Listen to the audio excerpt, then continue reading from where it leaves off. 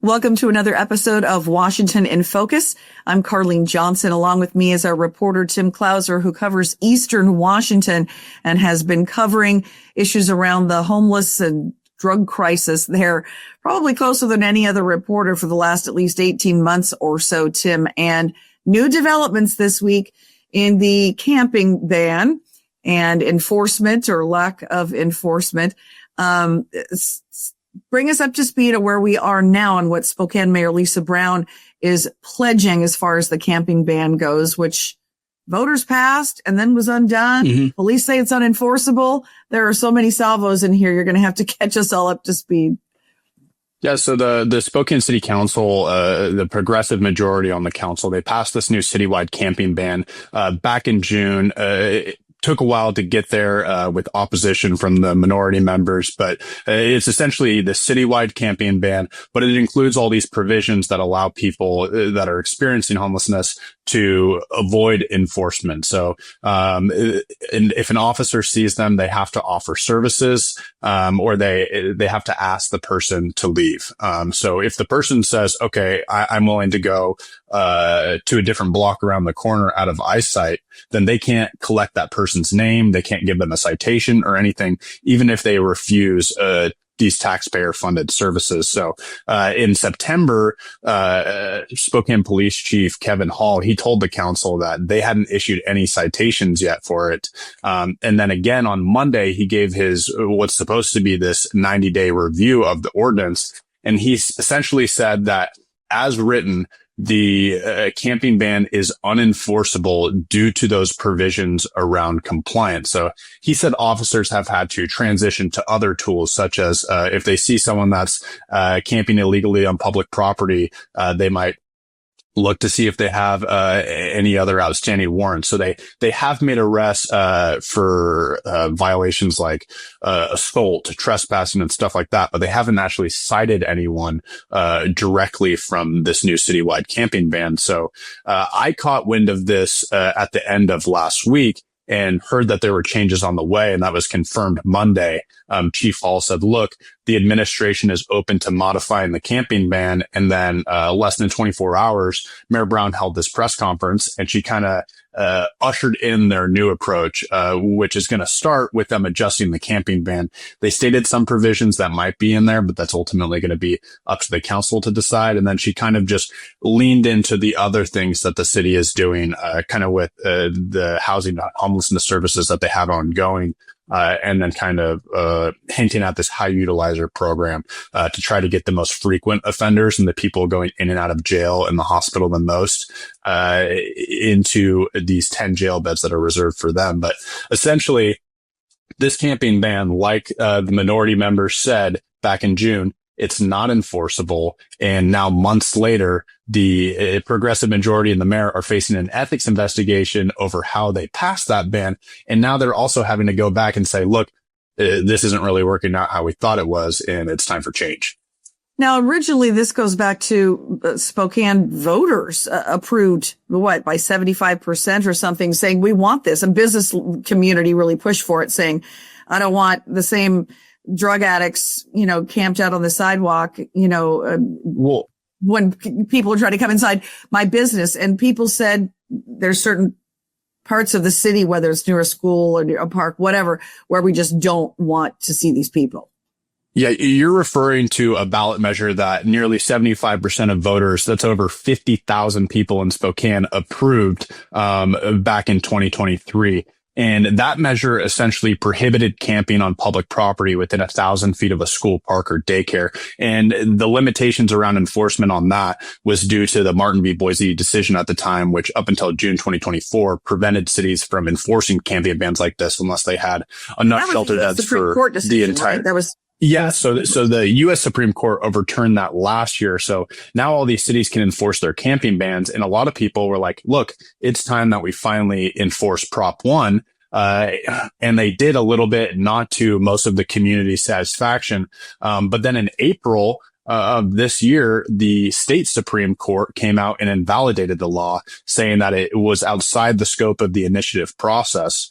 And in doing so, they said the council could reinstate it, by a simple majority vote.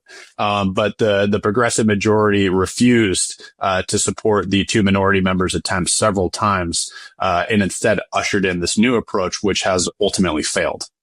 Well, and the whole thing is pointless, right? If as it is currently designed, a police officer sees the same person who's been out there before, like you say, if maybe they have a warrant out and then they are able to, pick him up and take him to jail. And that's a revolving door, as we know in many cases.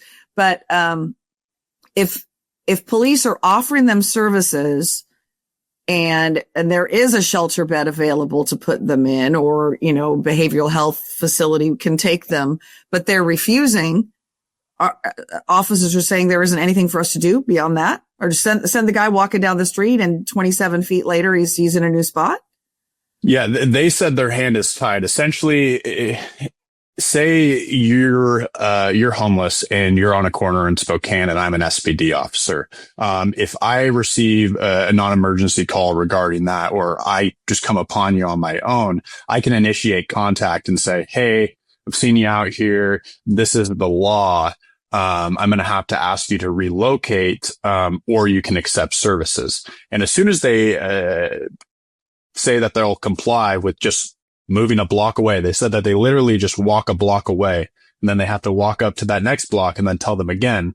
But everyone's just willing to move and no one's willing to accept services. And the chief said that on Monday. He said they haven't issued any service referrals since they passed this camping ban in June. And I think it's notable too. Sorry, go ahead. Sorry, I'll say I think this is notable too, that the Center Square broke a story back in August. See, they passed this measure in that very last day of June, and then the mayor had 30 days to sign it before it took effect. So it technically took effect on August. And I was reaching out to the police chief and asking, look, have you done the training bulletins on this yet? Are our officers trained on how to enforce this yet? And he kind of went back and forth with me, said they had a draft training bulletin in the works, but that it hadn't been disseminated yet, and he would get it over to me. After the 6th came and went, I asked again for that training bulletin, and he sent it over to me, but they didn't start training their officers until after this law took effect. They had a month to prepare beforehand. They knew months before that changes were coming, and they waited. That's not to say that training would have made this enforceable, but it kind of just shows a continuing trend. Well, I'm also thinking too that, I'm guessing the Spokane Police Department, like pretty much every other law enforcement agency in the state of Washington, is, understaffed, overworked, trying to hire a recruit. And so they don't, I'm thinking that scenario that you painted, that picture of an officer kind of moving someone along down the block, say, hey, there's a spot for you over thus and such, but I can't make you go. So you're going to have to move here. They don't have time to make those repeated contacts. And they probably feel that it's pointless anyway, because maybe the, prosecution side of it isn't going to follow up. I don't know. I don't want to put like blame on the officers here. They probably feel powerless to really enforce it, even if there is some teeth in this measure. Yeah. And, SPD officials have told, the two minority members that they would like to see changes, and they've expressed frustration as well, just in the fact not being able to enforce it. Now, it probably going to be a few weeks, maybe even a month or two or more, until we see what this final change will be to this new camping ban. But at the same time, Councilmember Bingle and Cathcart, those two minority members, they plan to reintroduce the citizen version that was passed in 2023 later this month. And Bingle said he's going to run it word for word, the exact same one, as voters have been asking them to do since the state struck it down. And then Cathcart said his is going to be largely the same. But he wants to implement more of like a graduated enforcement approach. So a lot of times you have people that when they are cited for camping in the past, they go to what's called community court. And it's essentially tries to get people into services to avoid incarceration over issues like this. But he wants an enforcement policy so that, say, someone goes to community court, they're given chances to participate in services, they refuse or they start services and then pull out, and then they reoffend. They do something else. They're trespassed from somewhere. Each time you don't comply, you might see a higher level of enforcement. So that's what he expressed to me that he wanted to do with his version. I reached out to every single member on the council majority. I talked to all but two, and everyone said that they're open to the idea of modifying the existing ordinance, but no one really said that they were in support of reinstating Prop 1, despite the overwhelming support from it. For it. Right. I would think even the constituents in the majority members' districts, they had to have a lot of people that supported that from the beginning. I mean, it's common sense. This is one of those 80-20 issues or 75-25 issues in this case that, where people are seeing it on their streets. It's in front of their business. It makes them feel unsafe just walking from their car into the grocery store. And so, I think everybody's in agreement. Yeah, we can be compassionate about our approach, but at some point you gotta, err on the side of public safety and the protection of taxpayers. It's going to be fascinating. I know you're going to be following when those, minority members, introduce, different, proposals to make adjustments on this, as well as following the ethics investigation as to how some of the backdoor deals were done on this. So, Tim, thank you so much for following this. For our viewers and readers that would like to follow more on Tim's coverage, you can go to thecentersquare.com/Washington. For now, along with Tim Clouser, I'm Carlene Johnson. This has been another episode of Washington in Focus.